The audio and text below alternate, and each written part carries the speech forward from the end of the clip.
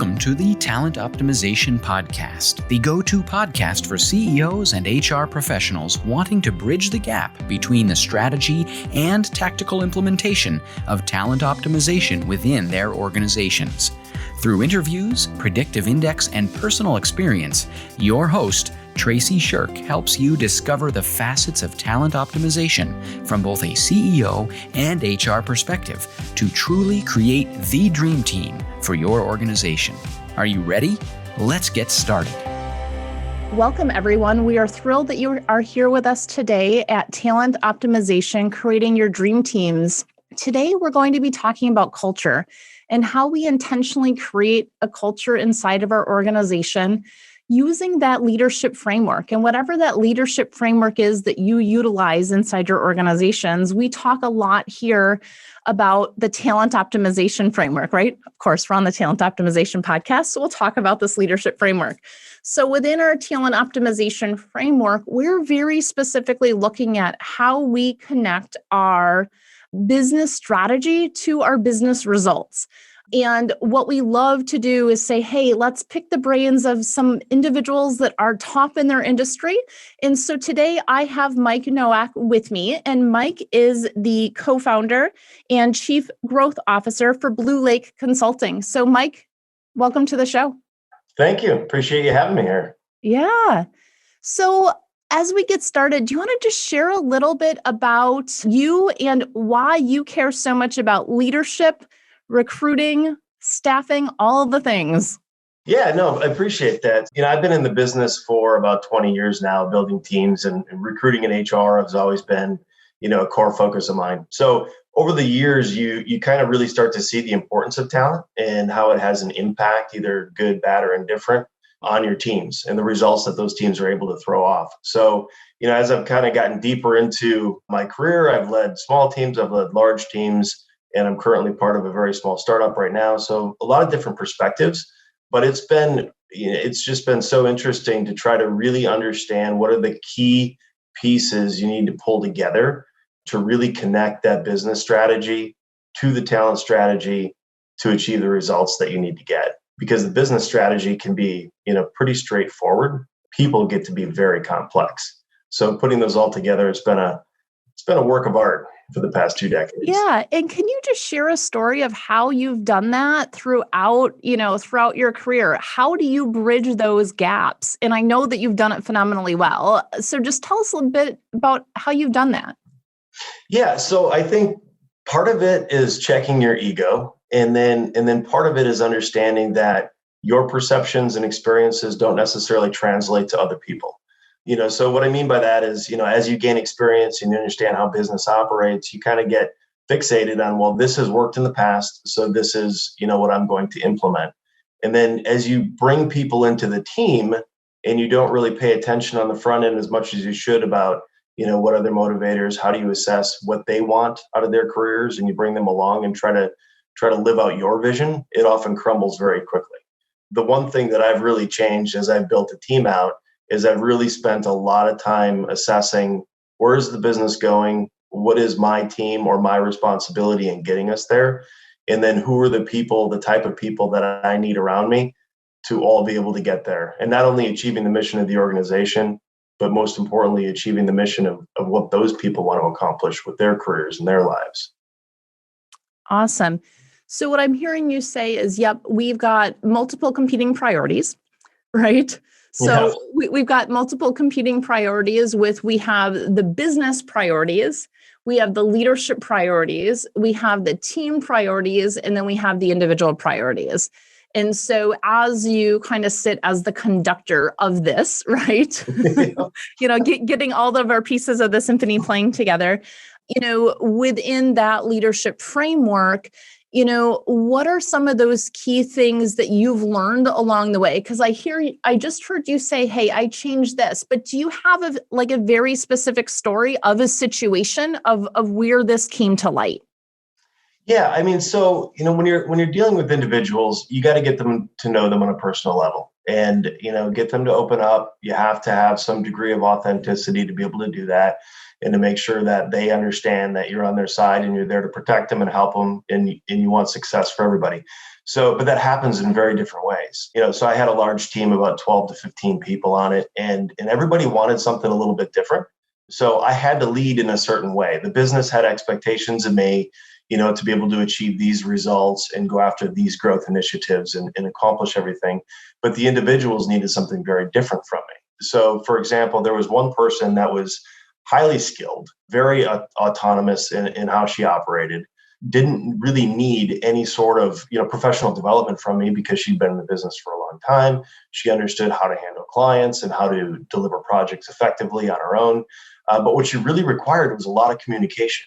So she didn't need to be coached, but she wanted to be kept up to speed with where the business is at, what the management team is thinking, how are things developing week to week, and that required a couple of weekly meetings, with her one-on-one to be able to kind of build her up. And so she had a macro view of the vision, right? The person sitting literally right next to her, same situation, very highly experienced and really didn't need any handholding, only wanted to talk to me when I had something that I needed to tell her. Or if she had a question, she would come in and let me know. And sometimes that would be, we'd go 2-3 weeks without ever really touching base on any kind of meaningful one-on-one level. But that's what she wanted. The only thing that she wanted out of me was that I was providing her with a good balanced workload, with the type of work that really kind of drove her energy and passion. So the communication cycles, you need to understand that you don't need to schedule a one-on-one every single week with every single teammate. You need to understand what their style is, what their preferences are, and then, help them understand if that's, adequate, for the business. So Yeah. And at that time, did you have an easy button to know kind of what those preferences were?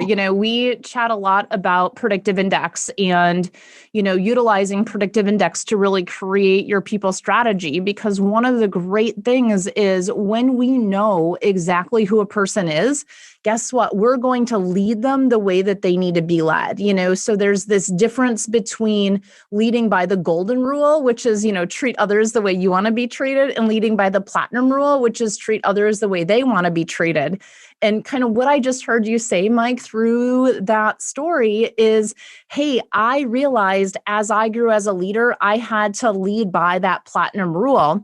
And I was kind of going in, not knowing anything about who anyone was. And that made that leadership really hard. That was trial and error versus saying, hey, I know exactly who you are. I know exactly how I need to lead you. And now let's put this in the team framework. Because when we look at it from a team framework, every single team has a specific strategy that they have to execute on. And we need individuals on that team that are going to help us execute towards that. And sometimes it's going to be a balancer, right, with a very different personality that's going to lead. And sometimes it's going to be somebody that's going to kind of challenge things and say, hold up, slow down. We need to put our foot on the brake in order to do that. So thank you for sharing that. Any kind of comments about those key pieces? Absolutely. So those assessments on the front end, had I had that information and insight, with me, I think I could have avoided, so much pain and agony along the way. The person that I described the first time that required the communications and kind of one of the updates, and actually I didn't know that right away. And it got to the point. How long did it take you? Oh, probably, it was a year. I hate to say that. Because she was so good. She was a rock star. She was autonomous. She was getting results, and, it got to the point where, and she wasn't going to come forward and say, oh, I'm needy. I want this out of you. Right. So she was just going to keep doing her thing, but that you grow some disenchantment, right, with your leadership if you're not getting what you need. And it did get to a point where it was, a little bit divisive, a little bit contentious, until we finally broke it down. And then she kind of explained to me, she's like, I would love to learn more about this, or I would love to be updated more on, where the management team is going. Like I try to provide that in the weekly team meetings, right? But you don't get that depth and you don't get the personalization of it. So once I finally figured it out, it was fantastic. Those are easy things to fix. And conversely, the other person, I didn't want to pull them into weekly meetings because it was a waste of time. She just wanted to do her job. So exactly, right? Yeah. And the interest, the only piece that I would add on that is once you understand what somebody's working styles are and what their preferences are from an assessment perspective, they do manifest differently when times are good and when times are bad, right? So that's a different layer that's really hard to get to, is like, when things are good, I know this person is going to do X, Y, and Z. But when the pressure gets put on, you're not hitting your financials, projects are overdue, clients are upset with the work that you're delivering as a team or as an individual. How are each individual teammate, how are they going to respond to that stress and chaos, right? So some people just want to go away into a dark hole and work 12 hours a day until they fix it. Other people want to call all the teammates to the table to look through a whole bunch of different options and talk about it, right? They're very different strategies. But until you understand how the individual works and then how they fit into the overall team structure, you're really flying blind. And that's a bad place to be. Absolutely. So I'm going to grab a little bit of, I'm going to put some insight to what you just stated. So for those of you that are following us that are huge PI fans and follow PI, Predictive Index, and I know many of you do, and if you don't yet, you will. So with that being said, what Mike was just talking about is what we call our communication style, right? Are we extroverted? And if you follow PI, this is the B drive. So if your B drive is to the right, you've got a high B, meaning you're very extroverted. If your B drive is to the left, you have a low B. If you don't know what I'm talking about, you can go back to episode 1 and get all the things, okay? So with that being said, here's the thing. Our extroverts, our high Bs, we want to talk things through. I'm one of them, right? And our introverts, our low Bs, we want to think things through. And guess what? Those low B individuals that are more introverted, they need to have things ahead of time. No agenda ahead of a meeting, no attenda, right? And the more we learn these key things, we can go, oh my goodness, absolutely. Now I know exactly how to lead Mike the way Mike needs to be led. And what that's going to do is that's going to solve, many of the drivers of disengagement. And the 4 key drivers of disengagement are wrong fit for the role. You're not in the right seat on the bus. The second one is looking at, hey, I'm not getting along with my manager. My manager doesn't get me. And I mean, that's exactly what we're talking about right here, is we need to be able to really understand how our people need to be led. That third thing is the team, right? If we don't gel with our team, guess what? We're not going to probably be engaged in the work we're doing because we don't like coming to work. And then the fourth is that culture. And what does that culture look like that has us really thrive in our work? So I'm curious to talk a little bit about culture and what framework you use to get the profitability results you're looking for in your business. Culture is such a hard thing to get your hands around, isn't it? So the way that I look at this, culture and diversity kind of sit hand in hand for me. And culture needs to be defined either at the enterprise level in a corporation or with the owners of a startup, right? And it's rooted in their belief systems and it's rooted in their values. And the issue that you have is that can be very specific. And the people that you want to put into your organization that are congruent with those beliefs are sometimes very much like you. And when that happens, right, you might build a team of friends that you want to have a beer with, but you lose any sort of diverse thought on the team, right? So, when you're building a culture, I think there's just very basic common tenets that you need to have around it. And that's authenticity, and that's open communication, and that's the flexibility. And you need to create a safe environment, right? There's all these squishy, hard to define things. It's not pinball machines and free beer, that sort of thing. That's not really how you build a culture. So, when I think about it, you need to be able to have a certain direction that you're taking your company. You need to build an environment that's going to be rich for growth, but you have to be very careful and very open-minded about who is going to be able to come into that environment and actually grow. So, to give you an example, I had a client that was, they wanted to focus. We're very family friendly. Who doesn't want to be part of a family friendly environment? And, it was very, very focused on that. And it actually turned away, a lot of people. And, if you think about, minorities, or if you think about, in fact, there was somebody that lived an alternate lifestyle and they really didn't have a family and they were very independent in how they lived and wanted to operate. And they didn't feel kind of welcome. Like that person kind of came in thinking, well, I'm not I don't have a family of my own. Everybody else is talking about, T-ball and, company, their picnics and all this kind of stuff. Like, that's not me. That's not, and very quickly that person was, cast aside, and you lose, that diversity in your organization if you're so tight on what it's supposed to be. So I don't have a great answer for it, honestly. It's one of these things where, you have to, really assess on the front end, like, what are the pieces in my company that are going to help grow this person? And then you have to capture that and actually make good on it. Right. I mean, so if somebody expresses, hey, if you ask your question and they give you an answer, you better do something with it. Otherwise, they're not going to ask you for anything anymore. Right. Absolutely. And one of the things you just touched on, there's two pieces of this. One is there's a difference between diversity, meaning, hey, we want to bring in diversity of thought. We want to bring in diversity of backgrounds, diversity of ethnicities, all the things, right? So there's a part of that of bringing that in, but then there's also the inclusion piece of how do we include the different diverse thoughts in our organization where we're moving things forward, and those thoughts are appreciated, and we're growing together as that, right? And I mean, that is a culture. We have a culture of inclusion, or we have a culture where, hey, we're only inviting in these key people that look, sound like us, right? And I think that there's two sides to that. And when we look at culture, I really look at culture as those behaviors that are practiced over and over and over again in an organization, and they are accepted.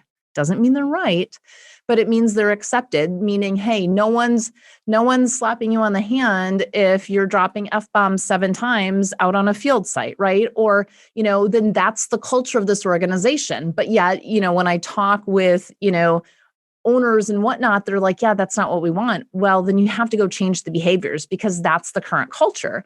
And if we don't intentionally create our culture, and you hit on this at the very beginning, if we don't intentionally create our culture and hold individuals accountable to it, the culture is going to create on its own. Accountability. That's it. I mean, so, and that's easy to say and very, very hard to do, because you have to get comfortable having very uncomfortable conversations with other humans. And it's not natural for us, especially in the Midwest, right? We're Midwest nice, and so without holding people accountable, you have no idea what's going on with your team and what kind of subcultures are being created by the more overpowering personalities on the team. So you have to have a strong handle on that accountability. And then you have to have the wherewithal to take in the people that have the most diverse perspectives and actually empower them and actually let them make some decisions and actually give them the same opportunities that you would your quote unquote rock star, right? Or your quote unquote favorite person. And then support it, right? And to your point, sometimes they'll make decisions that aren't the best decision. But I've never seen a situation where, one poor decision led to the demise of the organization. Everything is recoverable. Let's get over ourselves, right? We can band together and fix it, but you've got to support the person, let them make some mistakes. Don't castigate them for it, and don't flog them publicly for it. Support them, get back on the track and then go. But that kind of, you're going to build something much deeper with somebody, and they're going to feel belonging, right? They're going to feel like included, in that environment. Right. Absolutely. And I think going back to how does a person want to be treated, right? We have some that, hey, we need to say things publicly, and they're 100% okay with that. And some cultures are very specifically, and ours is one of them. We believe that mistakes are launch pads for success. Therefore, don't ever hide a mistake, right? That is in our culture. We're going to own it, and we're going to move forward from it. We're going to talk about it publicly, right? Publicly with our team, we're going to talk about what those key things are, because that's how we learn from them. But that's a culture piece. And I think going back to our personality, if we understand how an individual ticks, we can have those tough conversations because we agree on the baseline and we agree on where those results are of what we need to get to. Okay, so we agree that all of these things are true, correct? Yep. All right. And we agree that these are the results that we stated that we're going to get to, and the outcomes, whether that is profitability, whether that is numbers, whatever that is. Yep. Okay. We're missing. Here's our, strategy. Here's our results. We're at a miss. What's up? Right. And it's not always about the execution of the results. Sometimes it's the development and design of the strategy.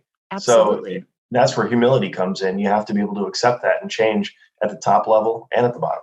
Yeah, Absolutely. And so, as we kind of start to wrap this up, one of the questions that I have is, how do you very specifically, use your talent optimization framework in order to tie that to profitability? So for me, it comes down to so tactically, the type of work that you're doing, the workload balance needs to be right. So let me start there. You need to make sure that you understand the type of work that people like to do.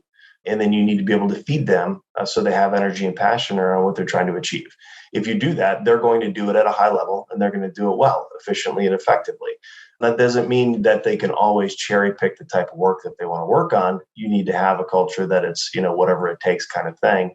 And everybody needs to share the brunt, because some people in the organization will just raise their hand and take on the less desirable tasks, and you'll eventually burn them out and overwhelm them. So you do have to do that, but you do have to, communicate that you're trying to give them the right type of work and the right type of space to be able to do that. If you do it, they have some ownership around it. They've expressed the type of work that they want. They've got it. They should be able to do it well. And then it's about, focusing on motivation and engagement, right? Which are two very, very different things. The motivation piece is more extrinsic. Like, what kind of total rewards can you be able to give somebody? And we know that if you want to drive productivity to profitability in a fast amount of time, a lot of people will use cash incentives, which is fine. We know that money is a short-term motivator, and we know that it's not super effective, but we do know that it works very well with like basic tasks. So if I need a rudimentary task done on volume and you incent that with a cash motivator, that could be a good trigger. If you want innovation, if you want creativity, if you want strategic work done, money is not a motivator. That's where engagement comes in. You need to really look intrinsically then of the people that have, the skills and abilities to get it done, and the passion and energy to get behind it. So there's all these weird levers as a leader that you have to be pulling on to be able to really incent and motivate and engage and lead your team, through whatever work you're trying to get done to achieve the results that you want to get done. And here's the thing. I learned this lesson in my very first job. If it's between doing what's fair and what's doing right, you always choose right. And that's tough, right? Because we're in a fair society. Well, that's not fair. You gave this person X and I want Y. It's not fair. Fairness, I mean, we're living in a world that's unfair, right? Nobody asked for the recession. Nobody asked for the pandemic. It's unfair that America has to go through this. The world is going through it. But you just have to deal with it, right? And work through it. So my point is, give them the resources to get it done. Give them the freedom and autonomy to figure out how to get it done. And then give them the proper incentives that are going to motivate them. And it's not always cash, it's other things. So know at a personal level what's going to drive them, supply that, and be open. And the overarching piece of this is communication, open communication, two-way around it, and reserve the right to change course midstream if something isn't working. And if you've done that, you've removed all of the obstacles or the barriers or the potential, fault points in your team, and you can get to a much better place in a much quicker time frame. Awesome. Thank you for that. So, what's one key actionable takeaway that our executives listening to this session can go, that was amazing. How do I implement that inside of my organization? So I said in the very beginning, I kind of said, check your ego. I mean, a lot of leaders have great experience. They've got battle scars. They've learned, they probably understand the business more than anybody on their team. But that sometimes defaults to, here's the strategy. This is where we're going. Let's get it done. And they don't listen to, the diverse perspectives that bubble up on the team. And if they don't listen, they're going to stop bubbling. And right. A lot of times there are things that are brought up, that are just so valuable and overlooked, because you're flying through at 36,000 feet on a mission that you've done 100 times, and you think how it's going to end. Whereas, all your troops on the ground see what's really happening. And if they're not going to give you that intel, it's a little bit militaristic of an example, but if they're not going to give you the intel, you can't really change course until it's too late. So, if you're going to say that you have an open culture, if you're going to say that you want diverse perspectives and thought on the team, then you ought to do something with it and have the humility, to be able to accept that. Sometimes that's going to take the organization in a little bit of a different direction than you had originally intended. And you need to assess whether or not that's bad or not. I personally think that's the value of building a high performance team. Great. Thank you so much for that. Now let's flip it. Now let's talk about HR, right? HR seat. So what's one actionable item that HR can implement based on our conversation today? The best HR people that I've ever worked with in the past have a high level of business acumen, right? So they sit at the table, they understand business strategy, they spend time understanding with the different business units, how does a company make money? What's important to each unit to be able to hit their goals, and understand like all the components that's put together to make that engine. And if they can speak to that, like, here's what IT is doing, and here's their top 5 deliverables, and here's why they're doing it. And here's what finance is looking at, and here's what's important to that unit. And here's what the leadership team is thinking about our 5-year, strategic plan, that sort of thing. And if they can speak to all of those pieces and understand how they all come together, number one, they're going to have a massive amount of credibility with every business unit, which is what HR absolutely needs. And then secondly, they're going to have more profound understanding of what kind of resources, what kind of professional development, what kind of talent each of those units need in their organization to be able to get them to where they need to go.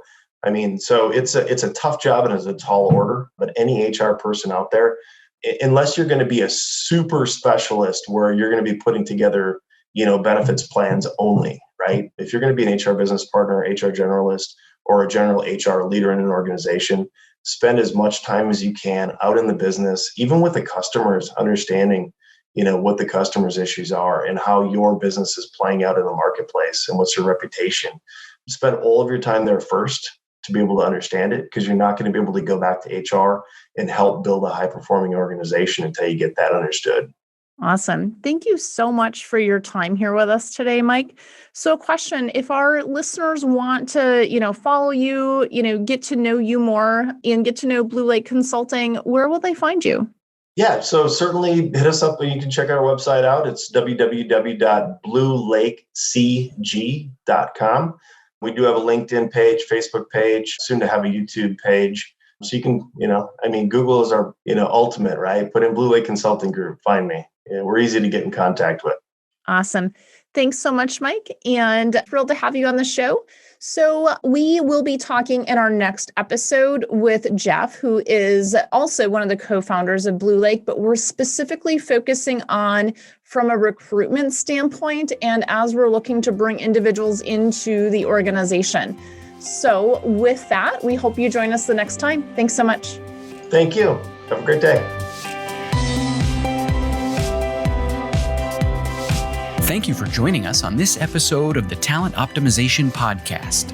You'll find more tools and resources for CEOs and HR professionals looking to bridge the strategies versus implementation gap of talent optimization at elevatedtalentconsulting.com.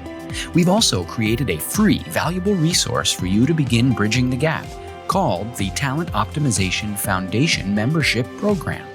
You can access it for free at elevatedtalentconsulting.com/foundation. Be sure to tune in next week for another episode to learn more about talent optimization and creating a dream team for your organization.